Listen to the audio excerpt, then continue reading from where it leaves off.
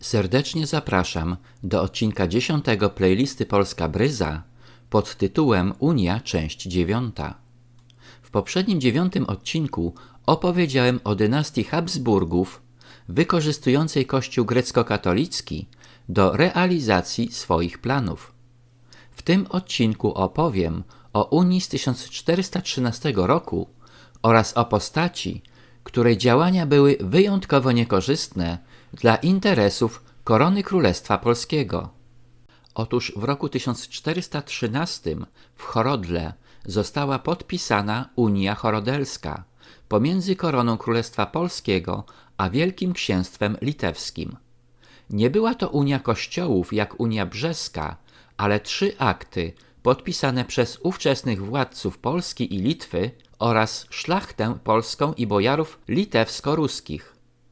Wielkie Księstwo Litewskie przyjęło polskie instytucje kasztelanów i wojewodów, a 47 bojarów litewskich wyznania katolickiego otrzymało polskie herby, stając się polską szlachtą. Zgodnie z postanowieniami Unii, Wielki Książę Litewski był niezależnym władcą, wybieranym przez króla Królestwa Korony Polskiej. Jednak powstaje pytanie, dlaczego doszło do tej unii i dlaczego król Polski, mający wybierać władcę Litwy, był również pełnej krwi Litwinem? Władysław II Jagiełło był wielkim księciem litewskim i księciem witebskim w latach 1377 do 1401. 14 sierpnia 1385 roku zawarł z koroną Królestwa Polskiego unię w Krewie, zobowiązując się do przyjęcia chrztu, chrystianizacji Litwy oraz poślubienia królowej polskiej Jadwigi w zamian za tron Polski, który objął rok później. Unia w Krewie była unią personalną i oba kraje, korona Królestwa Polskiego i Litwa, były rządzone przez Litwina Władysława II Jagiełłę. W 1401 roku przy pomocy Unii Wileńsko-Radomskiej powierzył on bezpośrednią władzę na Litwie swojemu stryjecznemu bratu, księciu Witoldowi, zachowując tytuł najwyższego księcia Litwy. Jednym słowem, od Unii w Krewie zarówno koroną Królestwa Polskiego, jak i Litwą rządzili władcy litewscy, a zatem oddaliśmy nasze państwo we władanie przedstawicieli narodu litewskiego. Powstaje pytanie, skoro od Unii w Krewie koroną Królestwa Polskiego rządzili praktycznie Litwini, to jakie interesy mogli oni reprezentować? Odpowiedź jest bardziej niż oczywista, co potwierdziły kolejne wydarzenia historyczne. Zanim jednak przejdę do owych wydarzeń, skomentuję krótko kolejne unie zarządów Jagiellonów. Nic dziwnego, że po Unii w Krewie z wielką łatwością została podpisana Unia Wileńsko-Radomska, Unia Horodelska i w końcu Unia Lubelska. Wszystkie te unie miały formę kontraktów, w których głównym beneficjentem była Litwa, a jej sponsorem korona Królestwa Polskiego. Co ciekawego wydarzyło się po Unii w Krewie? Otóż w 1386 roku, kiedy Jagiełło przybył do Krakowa na swój ślub z królową Jadwigą Andegaweńską i koronację, razem z nim przyjechał jego najmłodszy brat Świdrygiełło. Świdrygiełło przyjął chrzest 15 lutego 1385 roku i nadano mu imię Bolesław. Okazuje się, że Bolesław był bardzo roszczeniowy i kiedy nie otrzymał odpowiedniego według niego spadku, w 1393 roku zamordował namiestnika Jagiełły w Witebsku, Fedora Wesnę, opanował Gród, a następnie dodatkowo zdobył Drak i Orszę. Oburzony Jagiełło wysłał przeciwko niemu księcia Witolda i Iwana Skirgiełłę, którzy odbili Drak i Orszę i oblegli Witebsk. Świdrygiełło poddał się i został przez Witolda odesłany w kajdanach do Krakowa, gdzie Jagiełło przebaczył mu zdradę.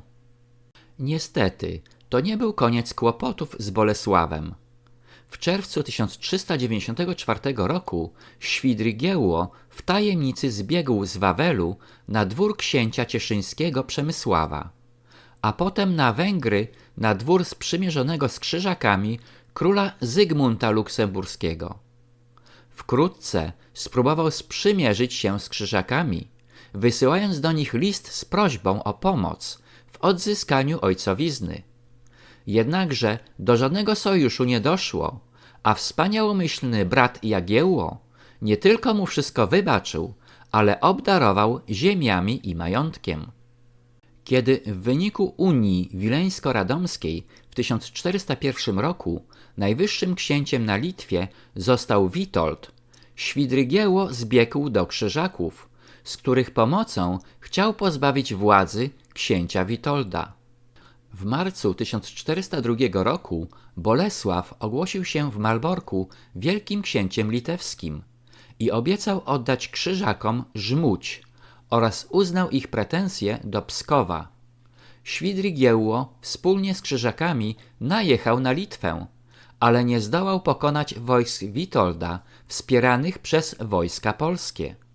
W 1403 roku Jagiełło uzyskał od papieża bullę zakazującą Krzyżakom atakowania Litwy i po raz kolejny przebaczył bratu, wynagradzając go sowicie za jego zdradę. Jednakże Świdrigiełło nadal kontaktował się z Krzyżakami i na dodatek zaczął spiskować z księciem moskiewskim Wasylem I, od którego otrzymał w 1408 roku liczne ziemie. Kiedy Witold wezwał Świdrigiełłę do siebie w celu złożenia wyjaśnień, ten zbiegł ze swoimi zwolennikami do Moskwy, paląc uprzednio Briańsk i Starodub. Wybuchła kolejna wojna Witolda z Moskwą, która zakończyła się tym razem bez walki, a Bolesław powrócił na jego dwór. Nadal jednak planował zdradę i wszedł w porozumienie z Krzyżakami, z którymi podpisał kolejną umowę 2 października 1409 roku. Jednak jego plany zostały odkryte i został uwięziony przez Witolda. Pomimo nalegań Witolda, Jagiełło nie zgodził się na zabicie Świdrigiełły i rozkazał uwięzić go na zamku w Krzemieńcu, gdzie ten przebywał 9 lat. Na zamku Świdrigiełło mógł przyjmować gości i 24 marca 1418 roku uciekł do Zygmunta Luksemburskiego, a potem do Austrii i Konstancji. Bolesław wielokrotnie dopuszczał się zdrady, spiskując z Krzyżakami i doprowadzając do kolejnych wojen, ale jego winy były mu wybaczane. Nawet kiedy w 1437 roku poddał się koronie polskiej i uznał zwierzchnictwo Kazimierza Jagiellończyka, dostał od niego we władanie Wołyń. Bolesław Świdrigiełło dożył sędziwego wieku 82 lat i zmarł w Łódzku na Wołyniu w 1452 roku. Historia wyraźnie wskazuje, że Unia w Krewie i późniejsze Unie Wileńsko-Radomska oraz Unia Chorodelska doprowadziły praktycznie do jednostronnej polityki korony Królestwa Polskiego, sprzecznej z jej interesami, a z korzyściami dla Litwy. Wojska polskie były wykorzystywane w wojnach Litwy z Krzyżakami i Moskwą, wywołanymi w większości przez zdrady i spiski knute przez najmłodszego brata Jagiełły, Bolesława Świdrigiełłę. Reakcja ówczesnego króla Polski pochodzenia litewskiego na jawne zdrady Bolesława była praktycznie żadna, a zdrajca był obdarowywany ziemiami i majątkiem. Jednak dzięki uniom realizowała swoje interesy również inna osoba, o której opowiem w kolejnym odcinku. Dziękuję za wsparcie mojego kanału przez Buy Coffee 2, link pod filmem. Na tym zakończę odcinek 10, w którym opowiedziałem o wyjątkowo szkodliwej postaci Bolesława Świdrygiełły. Serdecznie zapraszam do odcinka 11 pod tytułem Unia, część 10.